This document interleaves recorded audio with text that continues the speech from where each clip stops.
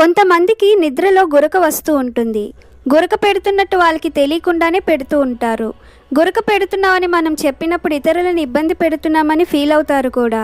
అసలు ఈ గురక ఎందుకు వస్తుంది? మనం శ్వాస నాసికారంధ్రం నుంచి తీసుకుంటాం. అయితే కొంతమందికి పడుకున్నప్పుడు నాలుక లోపలికి వెళ్ళి శ్వాస తీసుకునే దారికి అడ్డం పడుతుంది. దానివల్ల శ్వాస పక్కదారిలో వెళ్తుంది. అలాంటప్పుడు లోపల మజిల్స్ స్ట్రెయిన్ అయ్యి గురక వస్తుంది. అధిక బరువు, కొలెస్ట్రాల్ ఉన్న వారికి కూడా గురక వస్తుంది. ముక్కులో ఎముకలు సరిగ్గా లేకపోయినా కూడా గురక వస్తుంది. స్టార్టింగ్ లోనే గురకను తగ్గించే పద్ధతులు పాటిస్తే మంచిది.